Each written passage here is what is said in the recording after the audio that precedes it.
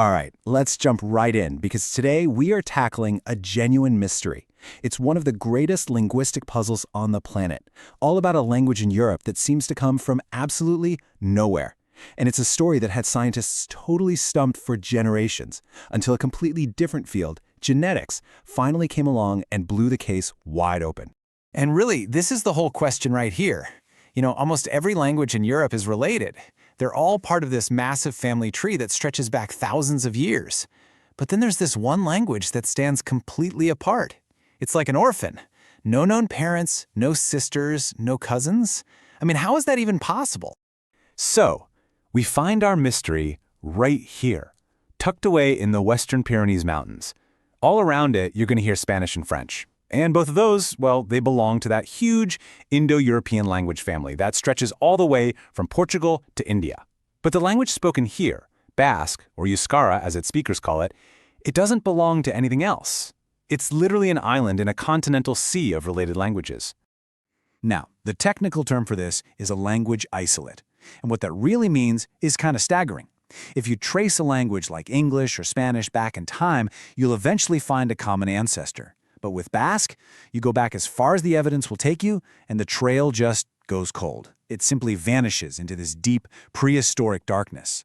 So for decades, linguists just circled this thing. They were trying to figure it out, and their search led to some really fascinating theories.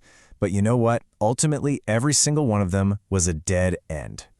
Yeah, so we know Basque comes from an ancient language called Aquitanian, but that just pushes the mystery back a step, right? Because where did that come from? People floated other ideas, like maybe there was a lost Vasconic family of languages that just got wiped out, or even these really wild links to languages way out in the Caucasus Mountains. But none of it could ever be proven. Linguistics as a field had just hit a wall. To finally solve the mystery, scientists had to stop looking at words and start looking at bones. And this is where the story takes this incredible, dramatic turn. The clues weren't hiding in old grammar books, they were literally encoded in the DNA of people who died thousands and thousands of years ago. The key was basically to build a biological time machine. And that is exactly what ancient DNA analysis is. Scientists can now pull genetic material right out of ancient skeletons, sequence it, and then compare it to modern populations. And what this does is it allows them to map out these huge, epic migrations and the big upheavals of prehistory with a precision that's just mind-blowing. It's revealing a story that was completely invisible to us before. And what this genetic time machine revealed was this single, massive event that completely reshaped the entire continent of Europe. An event that holds the answer to why nearly every language except Basque was totally replaced. So let's meet the agents of this huge transformation, the Yamnaya people. About 5,000 years ago, these nomadic herders started pouring out of the Pontic Steppe, that's just north of the Black Sea, and they didn't just migrate, they fundamentally remade the continent they were moving into. Okay, so let's put this on a timeline to see how it works. First, you've got early farmers spreading into Europe. Then, boom, about 5,000 years ago, the Yamnaya explosion happens, and within just a couple of thousand years, their descendants and their languages have become dominant pretty much everywhere. This was a total game changer. The Yamnaya expansion led to this massive genetic and linguistic overhaul as they absorbed or just straight up overwhelmed the people who were already living there. They brought the Indo-European languages with them, and in doing so, they effectively erased the cultures that came before. Just think about that. The entire world of Europe's first farmers, their languages, their grammar, their whole way of thinking, it was just swallowed whole by this incoming wave. It was a near total replacement. But the key word here is almost. Because in one corner of the continent, the wave just broke. And something of that much older world managed to survive. And this, of course, brings us right back to the Basque. This slide right here shows the crucial genetic clue.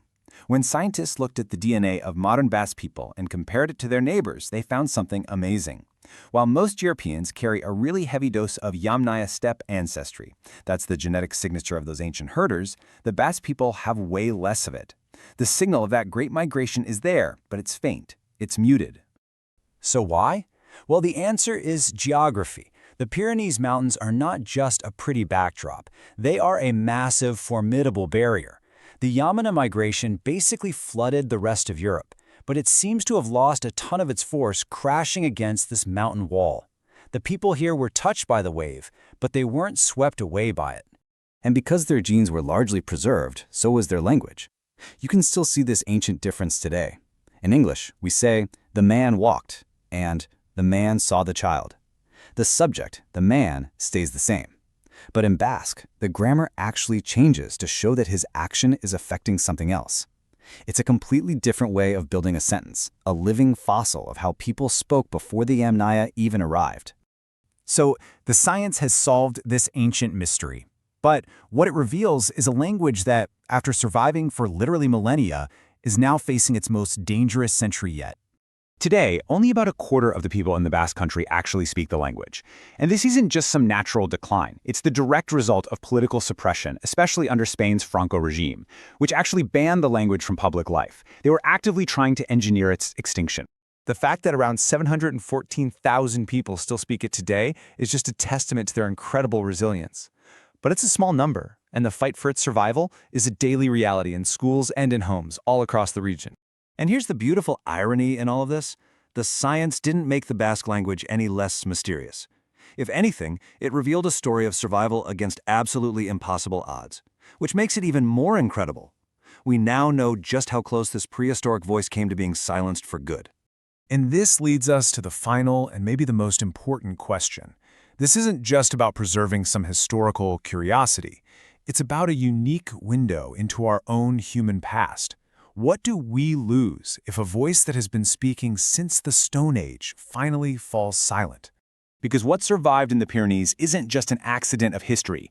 It is the last living echo of a pre-Indo-European Europe. It's a grammatical memory stretching all the way back to the Stone Age. It is a direct,